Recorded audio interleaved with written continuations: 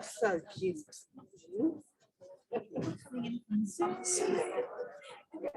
All right, so Mim's supposed to be. Oh, that's good. There's about, telling me 30 online or something. Yeah, there's a whole lot coming on. Yeah, all the ones that missed out. Yeah. Yay. And it's been recorded, so we'll be able to use Sandy. it. Yeah. So some from down south.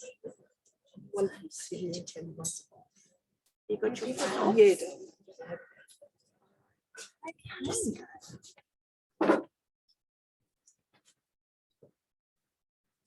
Good afternoon, everybody.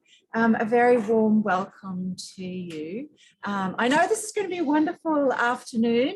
This is an encore performance back by popular demand because our previous event with Jackie and Aileen sold out.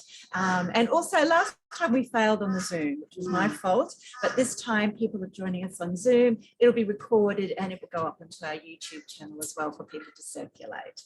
Okay, we're ready. Great. Okay, so my name is Fiona. I co-own Avid Reader, and once again, it's my great pleasure that you're here for this wonderful afternoon. I'd like to begin by acknowledging the traditional owners, the Yagara and Turrbal, and pay all of our respects to elders past, present, and emerging. I'd also like to welcome people who are joining us on Zoom, and people are coming from all around Australia. And I'd like to acknowledge the traditional owners on where they are, and that this has always been stolen lands. So just some brief housekeeping. Now's a chance for you to turn your phones to silent, but do feel free to engage in as much social media. There's some seats down the front. Yeah, all around. Yeah, come and take a seat there. Nice in the sun. So yes, engage in as much social media. Just toilets. There's two toilets. There's one out the back, and then there's one up the stairs and along the corridor. I have put the urn on, and there's tea and coffee there for people to help themselves to after the event. After the event, we will have a signing. We're just going to reconfigure the tables here, and we'll do the signing here. Okay, now to introduce these two remarkable women. First, we have Aileen Moreton-Robinson, who's a Goenpul woman of the Condom people, Morton Bay, and is Professor of Indigenous Research at the University of Queensland. She's Australia's first Indigenous Distinguished Professor and a founding member of the Native American and Indigenous Studies Association. In 2020, Professor Moreton-Robinson was elected as an international honorary member of the American Academy of Art and Sciences and a fellow of the Australian Academy of Humanities. Her books include The White Possessive, Property, Power and Indigenous Sovereignty, Critical Indigenous Studies, Engagements in the First World Locations, and the Handbook of Critical Indigenous Studies. Talking Up to the White Woman, the 20th anniversary was published in 2020 and it's been reprinted numerous times. And we also are very privileged to have Dr. Jackie Huggins, AM, FAHA, a member of the Bajara and Buruburu peoples, currently leading the work for treaties in Queensland. Jackie's in popular demand as a speaker on Aboriginal issues. She's a well-known historian and author with articles published widely in Australia and internationally. Wildly. I know, wildly sounds better, doesn't it?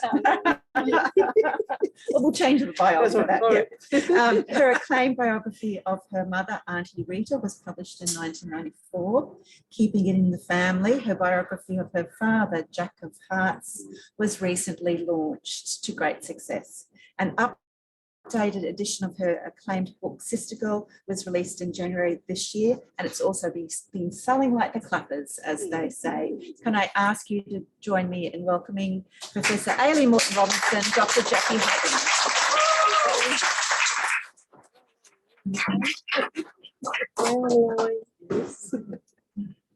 Oh, we've got our mics. Yes. Okay. Yeah.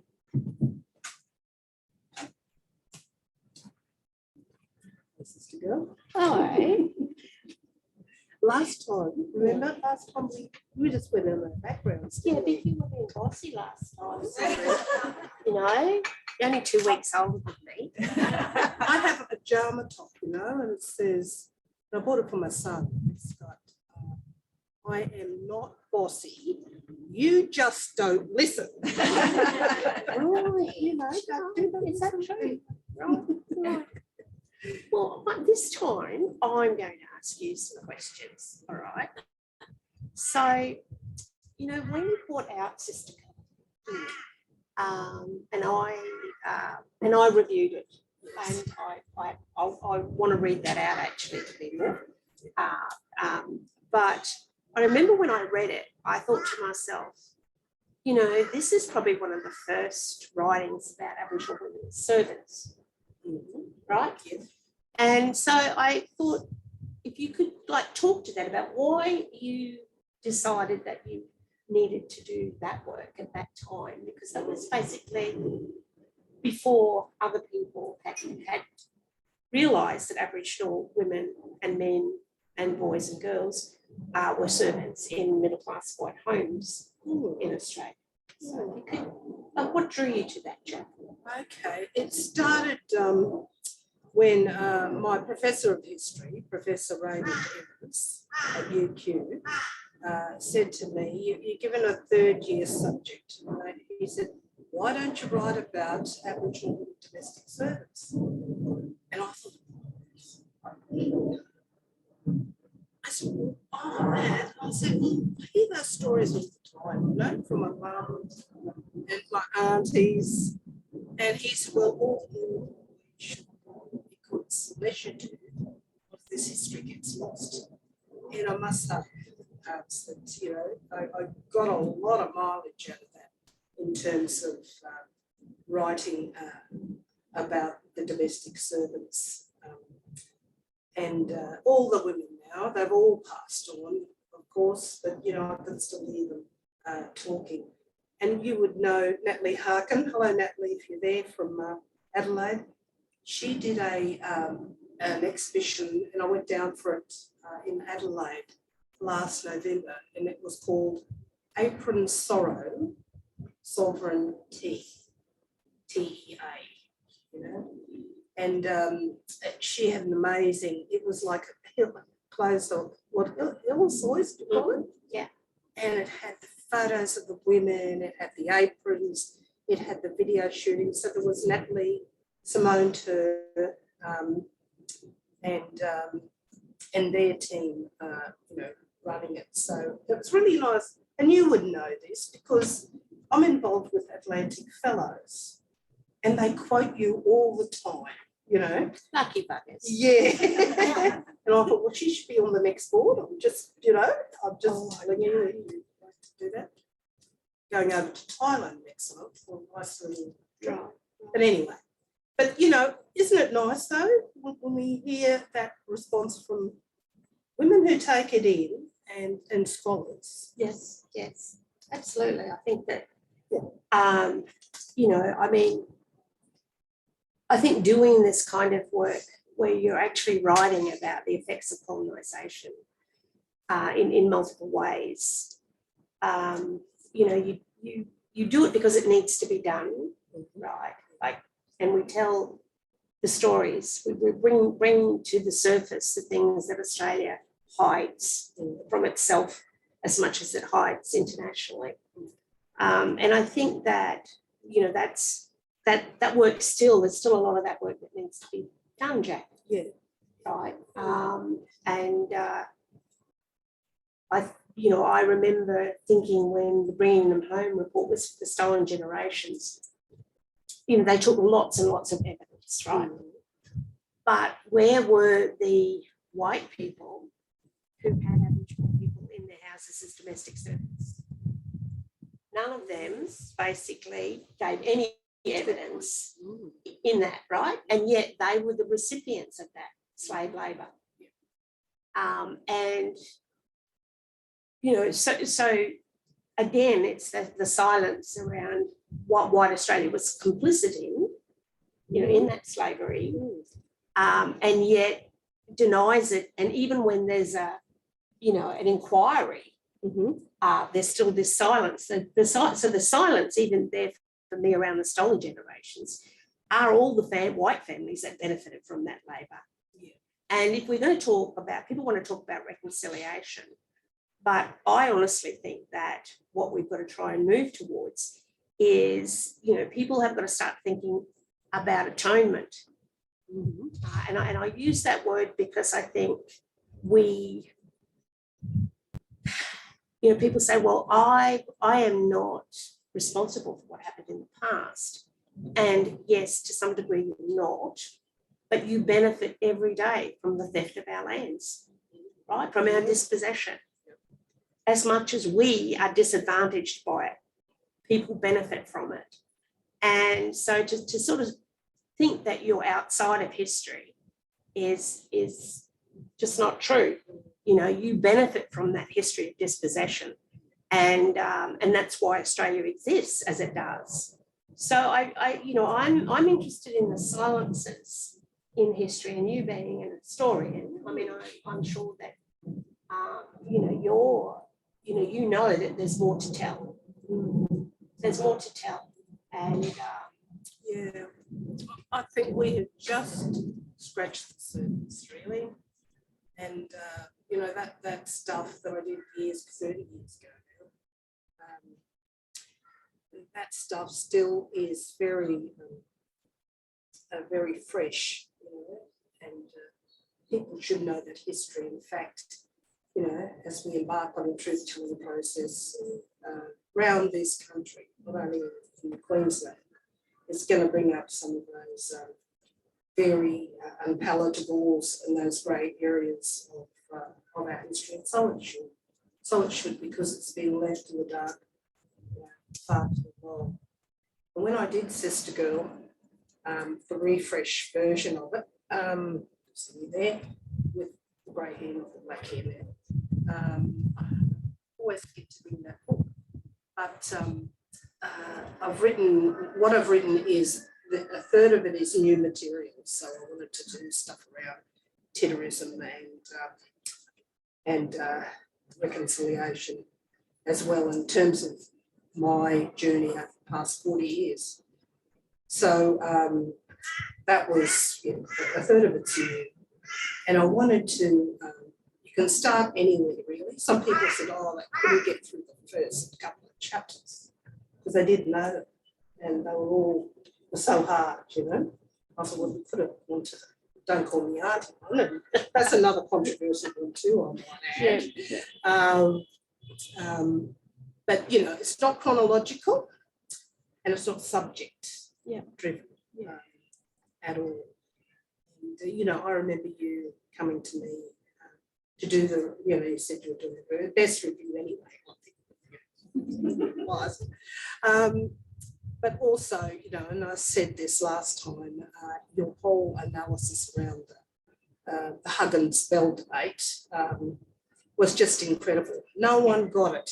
It felt like I was talking into a vacuum, Nobody got it until you did that article, and I thought, yes, thank God. And we were on that journey together, as you well remember. Yeah.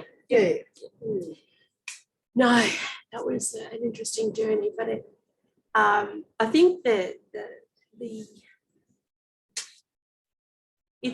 I think it's unimaginable for people to non-Indigenous people to understand what it's like for us to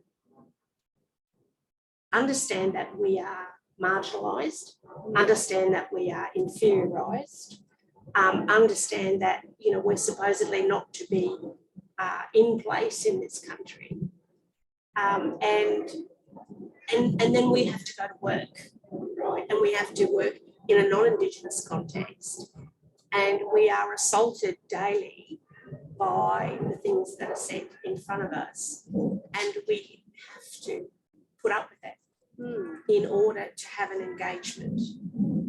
It's and that kind of intellectual and emotional psychological labour is not understood by the coloniser, right? So, and when you raise those uncomfortable things, like when you start to use their logic and you say things like, when they say, oh, look, we don't have enough money for the Indigenous program, right? And you go, well, actually, you have a lot of money. This is like universities. You have a lot of money. It's just we're not your priority. That's actually what you're saying. Mhm. And even though we're on the bottom of the heap, that's not enough for you to actually part with money to help us regain our proper status in this country, right? So, so every day it's like, no, you can't have this. No, you don't deserve that. No, we have no money for this. And then you sit there and go, but this is our country and you've stolen this and it's unfinished business, right? And we're supposed to go, oh yeah, it's okay. You can tell me that. You can tell me that we're undeserving. You can tell me it's okay for us to die young. You can tell me that communities don't have water. You can tell me that rheumatic fever can kill, children. And you know what? I have to suck that up because, you've got other priorities. Your priority is not actually doing the right thing by Indigenous people. Your priority is doing the supposed best for everyone else. And it's always at our expense, right? So, so to sit there and get people to try and think through about what that's like, and when you're subjected to it daily, and we're not talking about going to work and everybody loves us. There will always be things every day. And so we are always in struggle. Right? We struggle wherever we work. And whether we're professors or, whether we're the checkout chick at Coles, right? It's a struggle. And that is not understood, the damage that does on your psyche. And so I think that, for me, when I read Sister Girl, I felt that was what you were saying to Australia, when I read it. And I, I was so glad that you did write it, mainly because it's pretty selfish. I was doing my PhD and I thought, oh, yes, here it is. Primary source material. Yeah, it's great. But I do remember going to Adelaide when I got the job in women's studies, and people asking me about you and telling me how angry you were. And I was sort of thinking, that's not Jackie I know. Jack's lovable. I mean, she's funny. I mean, what are you talking? They go, oh no, she's very angry. She's very angry. And I'm like, what do you think she's angry? And they go, oh, I don't know. She just got a chip on her shoulder. The old chip on her shoulder. And I'd be like, yeah, because hey, colonization's a big chip. But so for me, I want to ask you a question about anger management. Oh, wow. Well, can I just have a couple of little things to frame this? Yes, I was angry. Of course I was angry. How can you not be angry? And no one was listening. No one was listening. And hence, the black-haired version of Sister Girl, 24 years, never in 2 months, Sister Girl now has sold more than it had in 24 years alone. So what is that saying? People were not ready to hear it or receive it. And I just want to take it back to talk about racism, everyday racism. I've been to a number of writers' conferences now, and this was in country, you can guess. I'm not going to tell you what it is. Country New South Wales. We rock up to the hotel. I was there with Melissa Lukashenko. We go in to the front counter. It's a hotel, right? And I say, oh, my name's Jackie Huggins. I'm here for the writers' conference. And they said, oh, that'll be $139 a night. I said, oh, but I thought they're paying for it, And I turned to the manager, then came out. She could see what was happening. And I said, have you got any other white writers here? And have you charged them for their accommodation? Oh, there have been some people that came in yesterday. Yes. Were they charged? No. So those little kind of, we've got to put up with the parts, I'm getting too old for this. I just want to I just want to have a thing, but it's there. It's always lurking. It's always tapping you on the shoulder. So there you go. That was one of the cases. But yeah, I forgot the question now. Sorry. Anger management. Anger management. Oh yes. My dear late cousin Lillian Holt. Yes. Who rest in peace. I know, bless her. She said, I'm getting more angry as I get older. And I said, well, I think I'm kind of mellowing out a bit, because people would say to me, oh, you're not like that Jackie Huggins, whose words just fly off the page. And they did in those days, and I couldn't give a damn, who read them or how they read them. And they said, you're quite nice, aren't you? And I'm sure you probably had that too, people telling you that. So anger management, look, nothing is ever going to shock me anymore. Nothing shocks me. We have all the answers now, don't we? We do have the answers. Throw back at them how many times? They tell you you're not black enough. You don't really look Aboriginal. I'll tell you a quick story. I did a talk here in Brisbane, and I will name them, for the multicultural communities during Reconciliation Week. At the end of it, it was wonderful. It was a really good speech. At the end of it, this woman jumps up. She's Indian, and she says, giving the vote of thanks, and I lived in the Northern Territory where the pure breeds are. Now, this is Reconciliation Week. I complained to her niece there. I said, you better say something to your auntie or I'll have a go. Anyway, that night I got an apology email back from her saying I should never use those terms. And I went back to her and I said, you know what? I never heard pure breeds for decades. I said, we are not horses. And terms like that, like gin, bull, abo, coon, so offensive, half-castes, so offensive to us. Don't ever use them again. So I hope you've learned the lesson. Hello, I go over to do another next day, the reconciliation talk, and the wonderful Delmay Barton, who's William's mother, she was there. She said, Jackie, she put me aside and she said, I had the same experience with that woman who said pure breeds, And I said, right, well, hopefully she'll never say it again. But look, such colonial racist terms still abound in our country.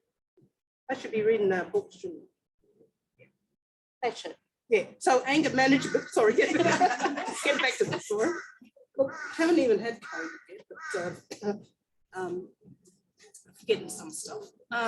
So anger management, yeah, look, as I said, we have every answer back to them. We really do. And I've learned to live with that. It's part of my, my outer layer that doesn't fully accept it.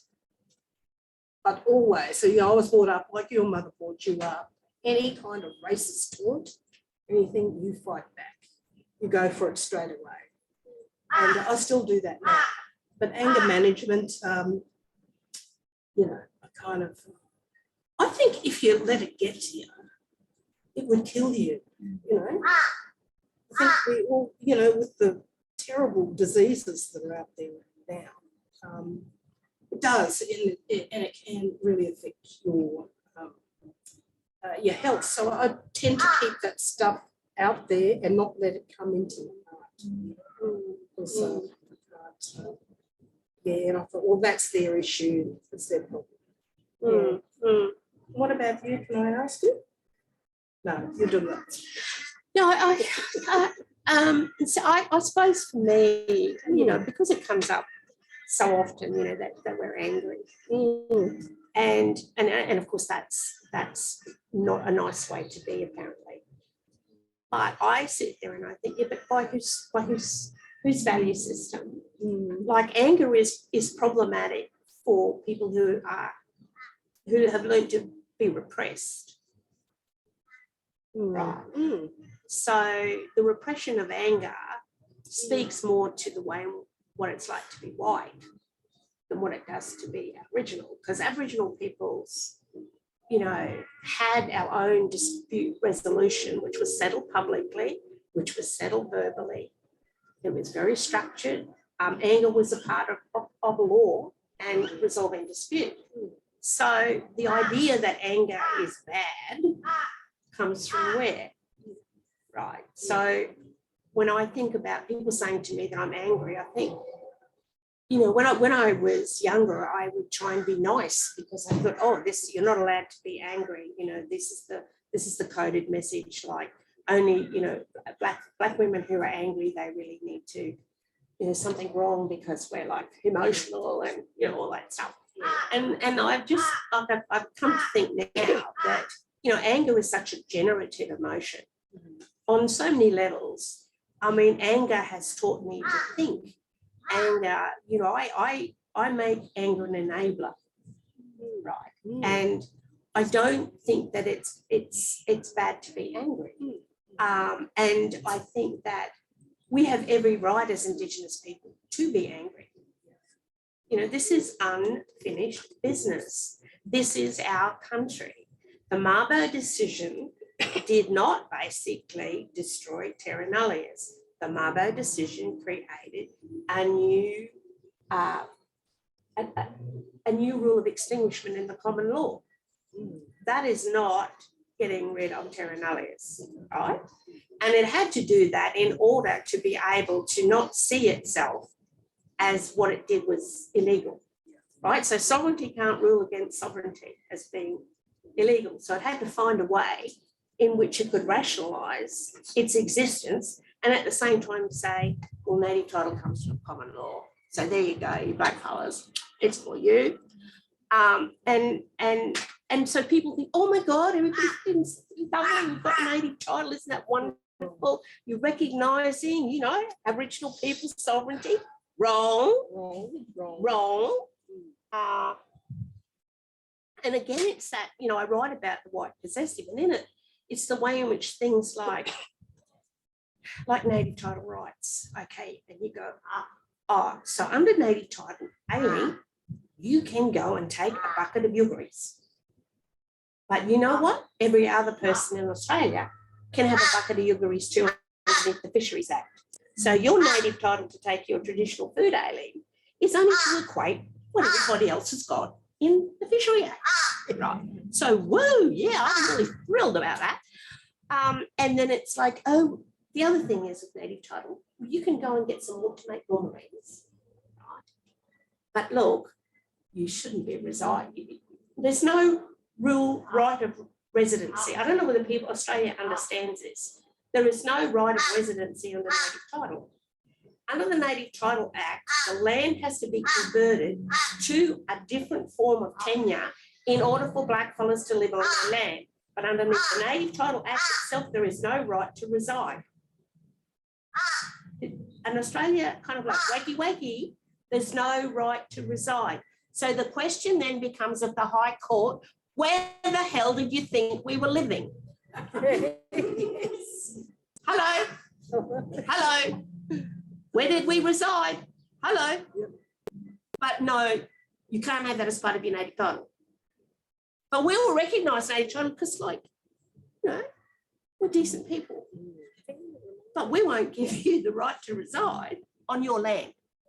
But you can go and make boomerangs and clap sticks and go and get some ochre if you like. And you can go and get your bucket of shellfish like everybody else. These are the benefits. These are the benefits we get from these generous governments. And why doesn't White Australia know? Because White Australia doesn't do the work. It doesn't read the legislation. It doesn't even know its own rights in terms of legislation as citizens. You know, like the thing, and this is the stuff, other work that we have to do. So we do not just need to know about us. We have to also need to know about what the other pieces of legislation are. Like the work, that the labour that goes into this. You know, our people, it's the demand. And that is just not understood, and people think that we've got this marvelous thing, you know. And where deals have been done, it's only about the right to negotiate before the native title is actually determined. Once the native title is determined, you've got nothing in terms of your economic development. And if you're going to develop economically, you have to go cap in hand to the state. And that's usually tied up in the Indigenous land use agreements, right? So the Indigenous land use agreements fundamentally are agreements that are made in confidence. So traditional owners can't even talk about them. So we cannot tell you what is in them because we're bound by the confidentiality clause. Does that sound like a conspiracy? So I guess what I'm trying to say is that we have lots of reasons to be angry, you know, and I'm always, I mean, I taught citizenship to police actually after Fitzgerald in Justice Studies at QUT. And I was totally blown away by how the police just think citizens have no rights, right? And then and there's students that weren't police that were part of the degree, they're not understanding what their rights are. And, you know, trying to teach people the pervasiveness of the law, like there is not anything that you do in your daily life that is not attached to legislation, right? It basically governs everything that you do. The bed you sleep on, the clothes you wear, the food you eat, the house you're in, the land you're on. And yet people think the only time they have a relationship with the law is when they break it, like speeding ticket or get arrested for something, right? That's when you think that you've got a relationship with the law. But your relationship with the law is every day. But it's invisible, but it structures your behaviour. And like that freaks me out that people can not think about this thing that structures your behaviour and determines your behaviour. Like, that should not scare people, you know, like that this thing does that, right? And you're ignorant of it. You don't know, right? You don't know. And it's like, whoa. So I find those kind of things in relation to anger is when you kind of like, you start plucking away and you pull away and you uncover things, you realise how deep and how insidious the racism is. Yeah, I was over to you. Yeah, I was very angry when I was younger. Okay? Very angry. I would rip your arm, right? If you said something to me that I didn't like. And I was very proud of that. You know, I still had that kind of element to me. Don't worry about that because it's sort of strange as you kind of grow old. I've just been at home, my ancestral country, Carnarvon Gorge, last week. Come down Friday, and it was cold. It's very cold, you know. When you stay glamping at the lodge now, that was really nice. I felt my seasons and stuff. But there were about 60 of us, and you know we have some fierce mob in my clan groups, really fierce. And it was great taking another sister of ours out there who I went to school with, Charmaine, if you're watching. And we had a great time sort of reconnecting with some of the families that we had met. Now, we lost our native title out there. We have lost it, but there are ways of getting it back, and we are working on that. So we set up a wonderful working groups actually. You've got the elders who will be the cultural authority stuff. Then we have our fellows in Bidra that wanted 4 women because it's a woman's space. It's a woman's place there. So we got 4 women who have different age groups, which is fantastic, different skills. And then we've got 4 men under that who they do a lot of culture. They're very culturally minded, same way, older and younger men. And then we're going to have some subgroups, you know, to kind of work it out. All sounds pretty good, but and then we had 5 other clan groups with us. Goenpul, who actually got claims.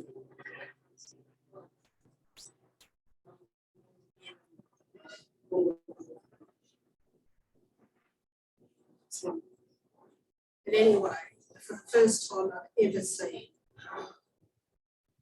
us really united in that way, because we've got something to fight for now, and that is getting back that beautiful gorge of which we, even the Goenpul people have said, you have clear ownership of Carnarvon Gorge. How many have been there? Hands, well, you know what I'm talking about. It's so spiritual. So, right, we're going to be working on that. When they asked me to join, you know, Richards, when he was doing the native title for Queensland South, he asked me to join because there were big claims being made over, you know, the territory. And I said to him, you know, Paul, I've got bigger fish to fry. I can't be involved in the native title, and I never regret that.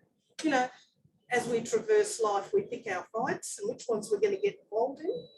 And that was one of them. It's the best thing I could have ever done. You know, not got involved with that native title business. And, you know, as I said, these young ones coming up, you know, we have our people who are scientists now, botanists, you know, environmentally brilliant, and some have been very stooped in culture and handed down by their old people. And that's, for many of them, that is what they like. So I am totally and really optimistic that we can, we've set up that group now because we were the interim group for 3 years, working through a process, holding the space with the national parks and so forth until we could set up this group. So we've set that up, which is fantastic. And we also had to do some healing. One of our caves that got burnt down, and watch this space because can't say too much because it's going through legals now, okay? But it is like, I would equate it to our Junkin, our Queensland version of Junkin cave. I can't say too much, and we need to get a lawyer as soon as possible. Thanks, Joe. Anyway, so this is kind of, you know, the space that we're in now. But Aileen, you know, for me too, just every year I pine for my country. I go back there. I go back there twice a year if I can. And one of my old men, Uncle Fred Conway, whose line we come from Lucy Conway. Uncle Fred rang me when the cave got burnt down in 2018 or 2019. He said, I need your help, niece, will you come? You know, I'd say this is one of the best things, the best things I have ever done in terms of my whole career. And just knowing that, you know, that country of yours is so beautiful. And, you know, we've been exiled from there for a long, long time, but to go back is very special. And I know that you've lived on your country as well. So it's kind of a different dynamic, isn't it? Mm. Yeah, I think I absolutely very privileged to have grown up on my country. And I think that, but, you know, as I've tried to demonstrate, you know, in talking about sovereignty, that and why it can't be erased is because our ancestors made us who we are, made the land. You can't get rid of that just because you take people off it, right? Because the country is the tangible evidence of their existence, and therefore it is the tangible evidence of you, right? So you know, we were moved off country, but that doesn't mean to say that you're not of country, right? So I, you know, I mean, I've sort of been involved in, well, as you know, I was an activist before I became an academic. And I have tried to think about ways in which we can be a lot more strategic in how we do our business. I believe that we're entering into difficult times. I think the treaties throw up another dimension of what we have to prepare for. Right? And I think that, you know, we though as sovereign nations should start to treaty with one another. We don't need the state for that. No. We do not need the state, right? We can treaty between ourselves. Mm-hmm. And I think that on the ground, that's what we've got to do, right? With mobs, because it's irrelevant as to what the state thinks about it, because that is our way and our business between us, right? And if we stay true to how we treated with one another, then this is what we can take forward to the future, and that's how we maintain our being and doing and being of land. You know, is to treaty with one another and just say, you know, the state's here, but it's not necessary for the state to for me anyway, it's not necessary. The state can't recognise our sovereignty because it doesn't know what it is. And its laws cannot basically deal with our form of sovereignty. It can't. All it can do is see itself, right? Which is why it goes down the road of rights, native title rights, land rights. So these are the land rights regimes that it gives us, because that's the frame by which Westphalian sovereignty operates out of. And it can't see Indigenous sovereignty. And our sovereignties exist irrespective of whether the Westphalian sovereignty is in place or not. You know, so we need to bring back our law and you know, and operationalize it in that way of treating, because we did treaty with one another, very diplomatic. I was talking to my husband yesterday about, you know, you'll never find any evidence of huge unmarked graves of Aboriginal people on different lands. And why? Why do you think that might be so? Because we didn't go and take over other people's lands and kill them. We worked out a way in how we networked and married into and had protocols and law in place to share land. We did not need to go and kill people and take over their land. You won't find any mass graves because that was not our way. Right? That's not our logics. So you know, and that's, when you think about that, that is absolutely amazing. Think of the complexity of Indigenous kinship, land tenure systems, protocols that were in place so people shared land. Right? And it wasn't a free-for-all, there were laws all around it. But basically, Aboriginal people, you know, we had our law, our systems, and that is where we live. Not like being on social media saying, I'm a big time, you know, sovereignty warrior, a virtual sovereignty, an avatar. I think the avatar. So, avatar. Yeah. And you know, and buying into that kind of possessive logic about what sovereignty is, you know, by talking about it in terms of just refusal. Well, it's actually far more sophisticated than that. And you know, refusal is also actually what you do within a Westphalian model. So I'm interested in our young people learning our law.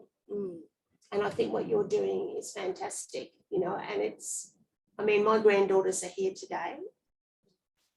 There's one up there, there's one there, but, you know, and you know, they are learning about what they have to do to take care of country too, you know, through listening to what their nana tells them what their mum tells them, what their uncle tells them, and their aunties. But I see the need, I think, for leadership, I think, Jack, Yeah. and women to take that lead, I think. Yeah. What do you think? Oh, yeah, well, definitely. I mean, there were no, when we did this stuff, in terms of who's going to represent us, no question. In fact, one of the young men put up, wow, we did 4 women first, and then 4. Well, that's a good idea. So there you go. And those of the group just didn't even question. You know, it's, very much that's me, I suppose. And when we did the treaty consultations in 2019, there were 2 imperatives. They said, you never leave. There are 2 imperatives you must get through. The message is that we have never ceded our sovereignty. We have never ceded. And the other one was around truth telling. They said, now these white fellas got to fess up about what has happened, and that's where I think our work, Aileen, definitely, can be major players in that. And I agree, yeah, and we do. And they said, well, we don't want a big flash treaty. We don't want a huge flash treaty. We want treaties between ourselves. Now, if you have a united North, like I think we do, well, we're working on it out west there. That's the kind of model we'll be working on. And we have a group in called Gerrigan, here in Atherton, Cardwell area. They have 8 groups. Now, we went to see them and had a meeting with them. They reckon they'll be treaty ready to go. So, it's within our grasp. It's just about how we do it. I put up 2 minutes. A couple of weeks ago, I was getting very antsy, and this is what I mean, very bully, but nothing was happening with treaty. Where was it? For heaven's sake, we received huge resources to have it run. So what's happening? What's holding it up? So, of course, what do? To the media. Well, it was at the reconciliation breakfast, actually. And I walked in, I was a bit media guy, put me hello, and I said, I'm making noise this week because you haven't done a thing.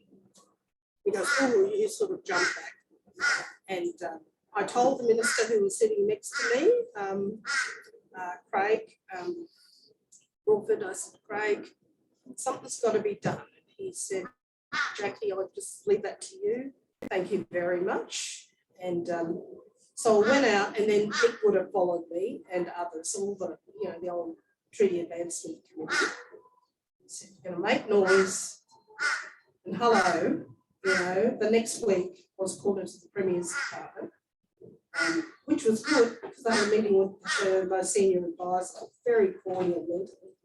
I said, you need to do something, because why couldn't we launch it this week? We can't lose the momentum here. You talk about boys treaty truth. Well, we've got treaty on a platter here in Queensland. Let's use it. So I was glad to see that last week when I was away and out of reception, which was lovely, an email came through and someone showed me that the expressions of interest for 7 people out of the 10, because the other 3 will stay on there, but they're automatic votes into that committee. So we put out expressions of interest to young people. Well, I would love to see younger people, but it's got to be people with the skills, like you just can't, and the older members can't be teaching them all the time. You're hitting the rubber, yeah, and you're hitting the road, you have to do it. But I'd love to see some younger ones, but it has to be fully representational. It can't just be all southeast Queensland, which it is now. It needs to be wider, right up to the Torres Straits, out west, Anamala, up to Mount Isa, across all those places in between. So we need to make this happen. Now, that's going to happen, which is great. So that's the next step. Am I standing for the committee? No. No, I'm not standing for the committee because I want to hand over to the next generation, really. I've been doing that for the last couple of years and out of Carnarvon Gorge. But what I will be doing, of course, I will certainly have some involvement. You know, it's been one of my babies in my life. I can't go, you know, how that feels. And I really want to have some role in some capacity to keep driving. So, and I can't wait for the truth-telling stuff to happen because, you know, Victoria's 2 or 3 years ahead of us with their URAC truth-telling commission, but, you know, this is Queensland. Yeah, we'll do it. You know, we'll do it, but we'll do it on our own terms. So that's the latest with that. We're going to hopefully set up a treaty institute, a treaty truth-telling commission as well, and get everybody, people, communities, and governments treaty ready, so they understand, you know, what's coming in. There's going to be, you know, community education stuff that needs to get out, and so everybody, you know, gets an idea. So, you know, come the well, we're not going to a referendum on this. I wouldn't want to see that. You know, we're going to do it. And, you know, it's times like this I do really get proud to be, you know, in a state where it's all happening. So, yeah. Soapbox. I know. How are we doing for time? Did you want to go to questions? Yeah. Questions? Thank you. Okay. Oh, yeah. Plenty of time for questions. Oh, so much to think about. Yeah. Are you getting it through the thing? Yeah, I've got one here. Okay. So this is a question from Emma Kate. How will the voice to Parliament, while not universally supported, provide a step towards the evolution of bringing Indigenous governance within Parliament, or do the concepts relating to an illegitimate constitution make it impossible? Just a short question. Yeah. Okay. So can you just pull that back again? How will the voice to So Parliament, how will the voice to Parliament, while not universally supported, while not universally supported, provide a step towards the evolution of bringing Indigenous governance within Parliament, or do the concepts relating to an illegitimate constitution make it impossible?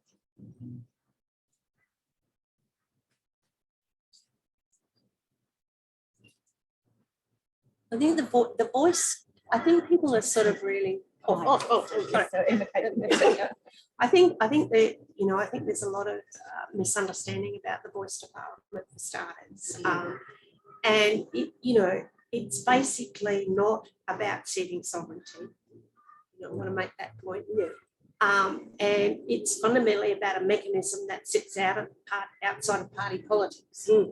Right. So it's a way in, like, put it this way, the National Aboriginal Conference formed, like it did that with the voice, you know, and they got rid of it.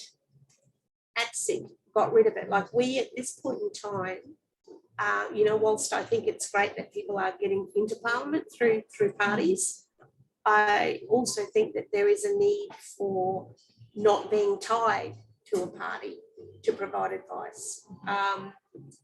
So, and when we talk about the Constitution as being, the Constitution is perceived as being legitimate by,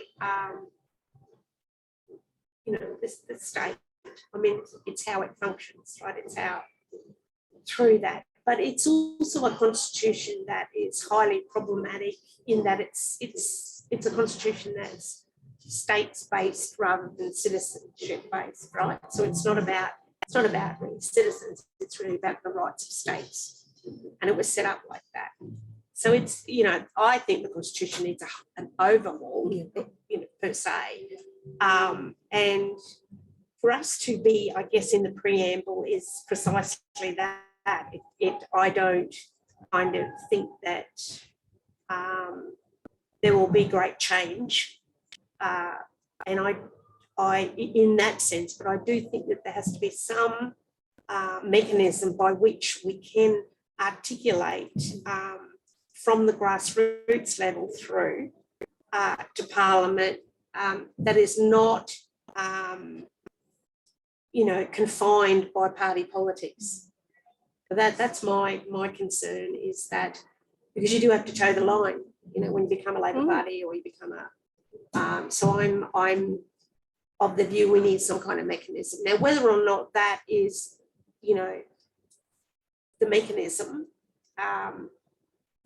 again, is I guess the model that we've agreed to through the Uluru Statement. And I know that's not supported by everybody, but then neither was the National Aboriginal Conference and neither was ATSEC, right? I mean, Aboriginal people have the right to dissent themselves, and that's great. But I think we've spent enough time now without a national voice. And because of it, you can see things just slipping away, right? Like in the old days, when the National Aboriginal Conference, I worked for them. I mean, if we had, we did have Close the Gap, and the NAC was on the case of the minister all the time, right? But we don't have anybody on the case, right? And the advocacy that the National Aboriginal Conference did was absolutely amazing. When you, for people who want to have a look at the Makarrata, there was some really brilliant work that was done. And I think we need that kind of brilliance again to come to the fore. And like I said, I at this point in time, the voice is the only, model that's there, apart from our various sovereignties, which I still think of it. For me, I will always think that people got to speak for their own country, so, but it's how do we create a mechanism so that mobs speak for their country through something like the voice. But that to me is more what I want to see. It's like how does sovereignty become enacted, and so I guess that's my response to it. Okay. And for me, we had a voice. For nearly 10 years, we had the National Congress of Australia's First Peoples, of which Mirza Melsa was the co-chair and I was the co-chair. Gender equity, we said, with that sick, no more. We're going to mandate positions 50-50 for men and women. Now, thankfully, that's kind of followed through now. I mean, just out of, my country there. So it's kind of like in the minds of people. Did we get listened to? No, we got drip fed from the government, who then we went into voluntary liquidation because we dared criticise government and every policy that they had, close the gap, the working CDP jobs, I could go on and on and on, but they were really bad policies, even that one in the Northern Territory, the cash card thing. Well, it's gone now, thank God, all those terrible things, we dare criticise them, they cut our funding, said on your way, good luck. Always governments too, Aileen, set up their own structures, like we had the NICS, the National Indigenous Council. We had the Prime Minister's advisory group. We've had all these. As soon as we set up our own structures, which are self-determining and about us, they go and set their own. So look, I look forward to how that voice is going to be functioning as well, and hopefully, this might work this time for our people, but we do need something that is really real and relevant and can speak for our mobs on the ground. Do we have an question from the audience? So Pam first. I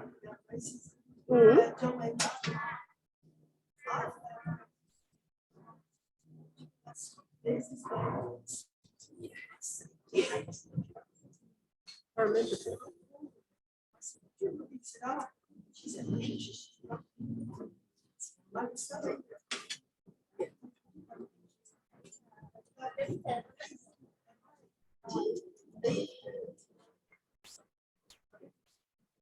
Yeah. Yeah. Yeah.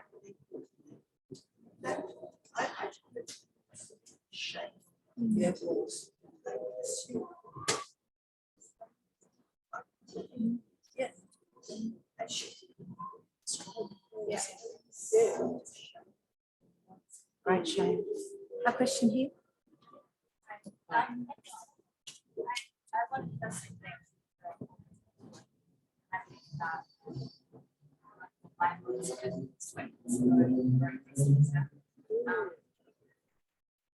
what I get from it. And working with institutions, I know that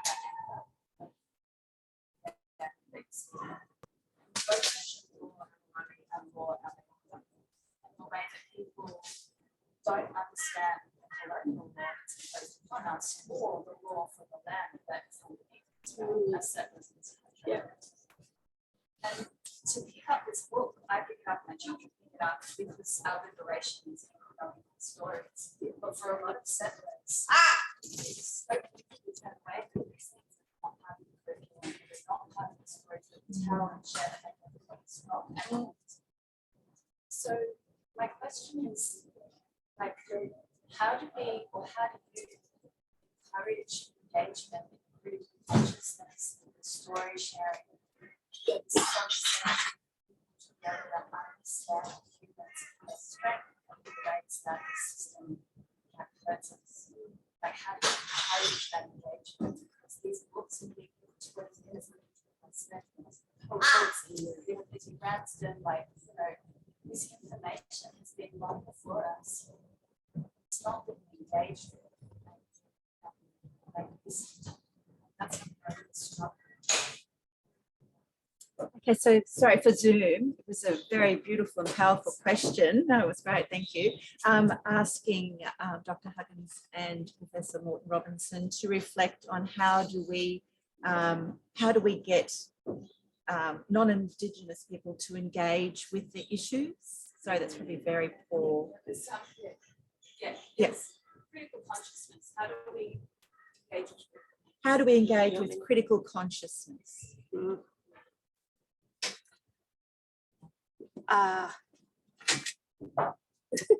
Thanks, bro. Okay. I see my responsibility is in doing the work.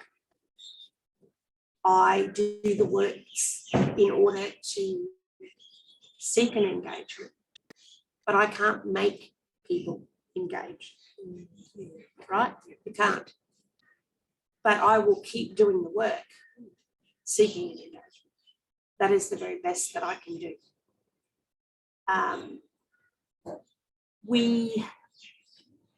Because it's hard work, doing this work. It's hard work. It's not easy work.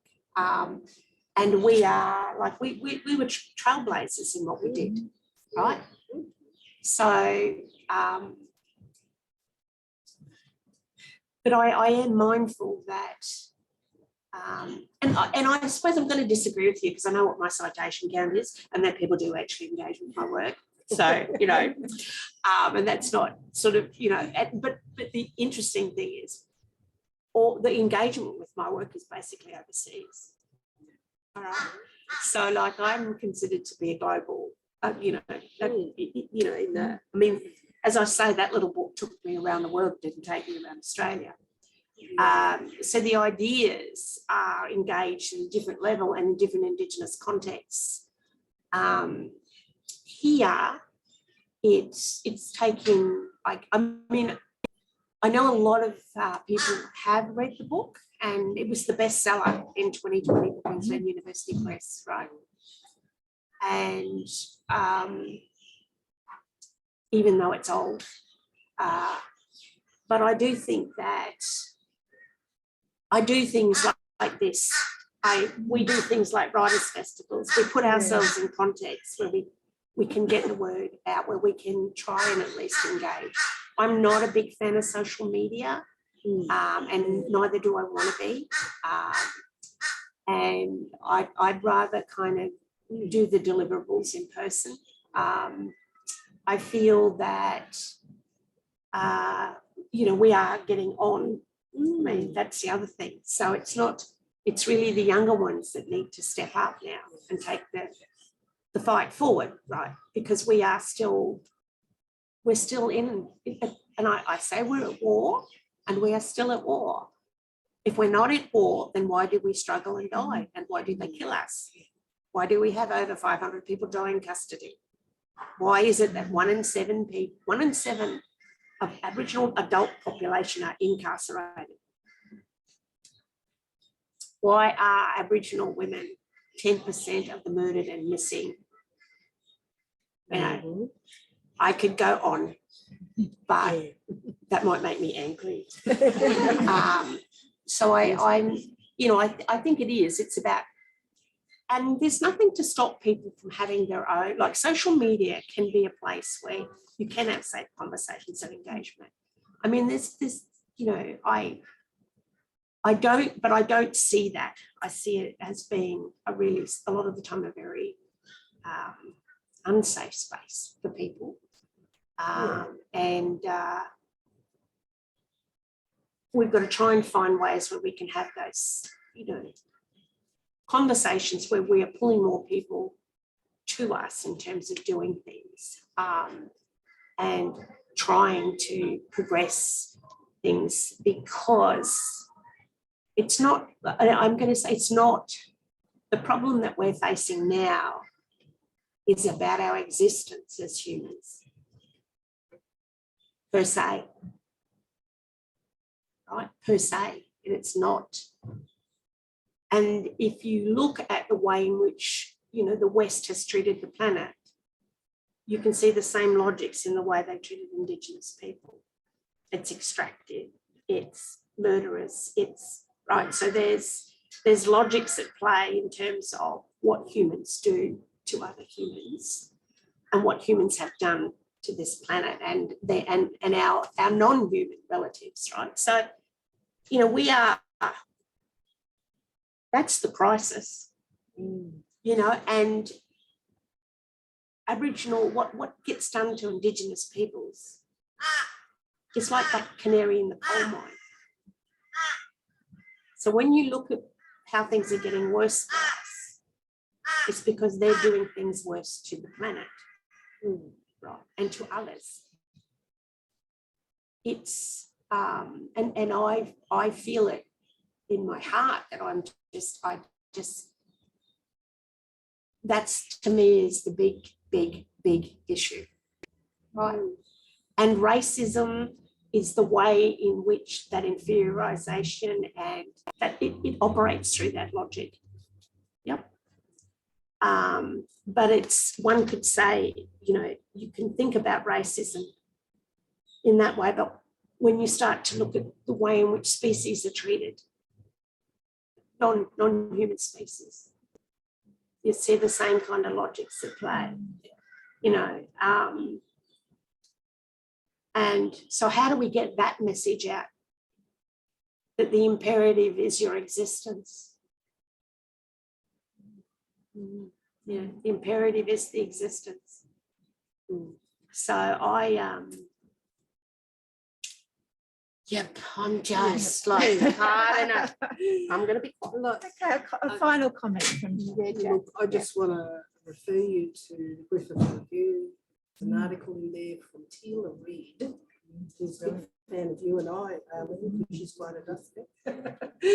And she says, she's written this thing on First Nations matriarchs, and how that we all don't engage in social media. Now, I chose this, when Facebook came on, I thought, nah, I don't want any more friends, please. No. I'm only on email. Is that a social media thing? Or not? Anyway, no, all right. And phone. But I chose not to, because I thought, nah, I'm going to get this whole bombardment of crap that comes at me, You do. I am so busy. I don't want to sift through that, pick out, what's nice. So I chose not to ever. And despite the encouragement from people like Anita Heights, who's a guru at it, you know, she said, you know, you've got to go on social media, sell your books and stuff. And all that. That's, you know, selling books ain't the issue for me.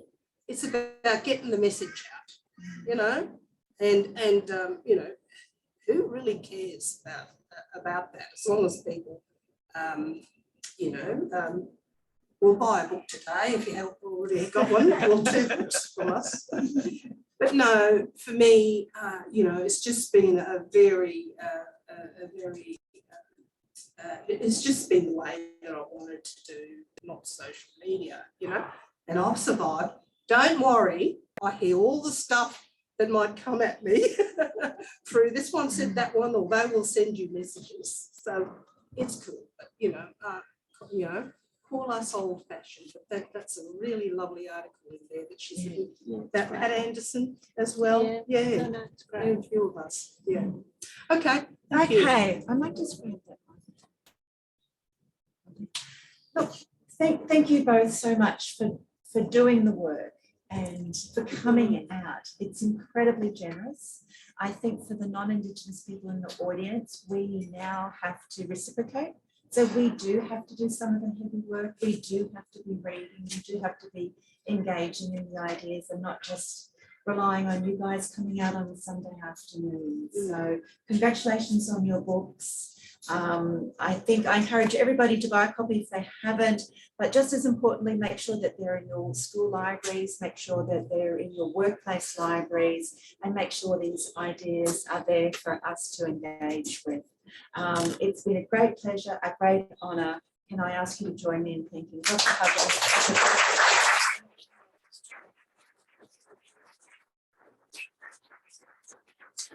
A bit cold here. I was just worried that you guys were getting a bit cold. Thank you all very much for coming. All copies of the books are for sale at the counter. I thank everybody on Zoom for joining as well. Thank you. I love it. Oh, you know you do. I love it. I know you do. Oh, I don't. Okay, right, yeah.